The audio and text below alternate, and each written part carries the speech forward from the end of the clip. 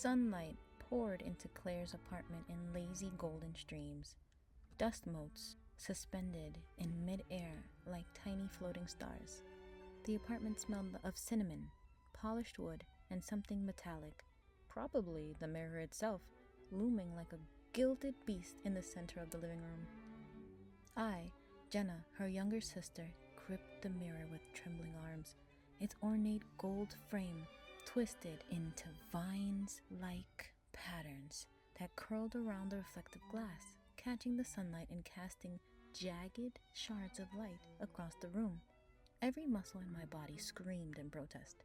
My hands were slick with sweat. My knees wobbled like jelly.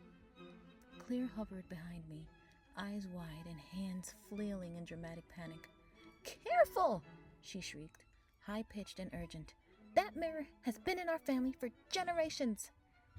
I dared a sidelong glance. Generations? Sure. From a 2012 garage sale, maybe. Ignoring my muttered comment entirely, she leaned closer, eyes gleaming with intensity. "Jenna, if it breaks, you'll pay." I gulped. This wasn't just moving furniture. This was a trial of strength, courage, and sibling diplomacy. One wrong step and history, or at least Claire's version of it, would shatter across the hardwood floor. Step by agonizing step, I navigated toward the staircase. Each movement was calculated, deliberate. The mirror wobbled, threatening to tip like a giant golden seesaw. Sunlight caught the frame at odd angles, scattering shards across the walls and ceiling, turning the apartment into a fractured kaleidoscope. And then catastrophe struck. The cat. Of course, it had to be the cat. Darted across the room like a furry missile. My foot snagged its tail. The mirror teetered violently. My grip slipped, and then a sharp crack split the room like thunder. Claire screamed, a high-pitched, piercing sound that could shatter glass on its own. "The corner! The corner is ruined!" She flung herself dramatically onto the sofa, hands pressed to her cheeks, eyes wide with the kind of horror reserved for ancient tragedies. I froze, staring at the tiny crack in the corner. Honestly, it looked almost charming, like a spiderweb catching sunlight, but aloud, that would be the end of me. "Jenna!" Claire shrieked. "You've destroyed my family's history!" I opened my mouth to apologize, but the words caught in my throat.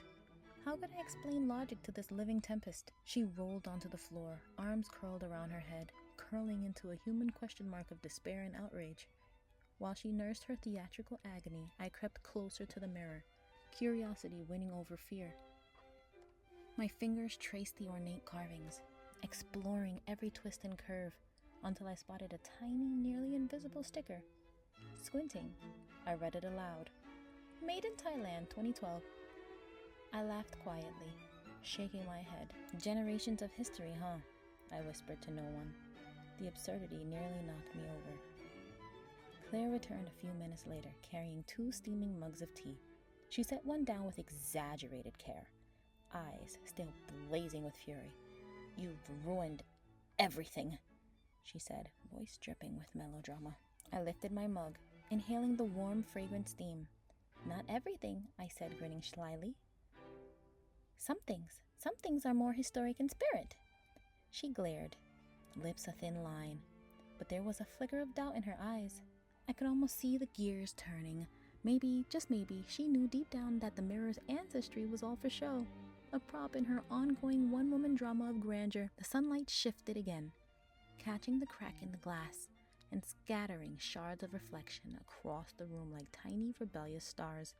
Somehow, in its imperfection, the mirror looked proud, dignified even. I realized then, surviving my sister's theatrics, laughing at the absurdity and finding beauty in the chaos, that was worth more than any heirloom. I sank onto the sofa beside her, sipping tea as she fussed with her hair and muttered about ruined legacies. Outside, the city hummed with ordinary life, oblivious to the domestic apocalypse that had just unfolded inside the small apartment. Inside, every corner vibrated with sibling tension, golden light, and the quiet hilarity of absurdity. The cat, entirely unbothered, perched atop a stack of books, eyeing the cracked mirror like a tiny judge, its tail flicked lazily, unconcerned with the emotional drama around it. Claire sighed, finally settling beside me with her tea. I still think it's ruined, she muttered, a faint tremor of genuine doubt in her face. I smiled, reaching for her hand. Maybe, I said gently, but some things don't need to be perfect to be beautiful. We sat like that for a while, the mirror standing cracked but majestic behind us, golden light and shadows dancing across its surface. In that moment, I realized something crucial about family. It's messy, it's unpredictable, dramatic, and occasionally absurd. But it's also ours. And maybe, just maybe, the best stories weren't about perfection at all. They were about surviving the chaos, laughing at it, and finding beauty in the little cracks that let the light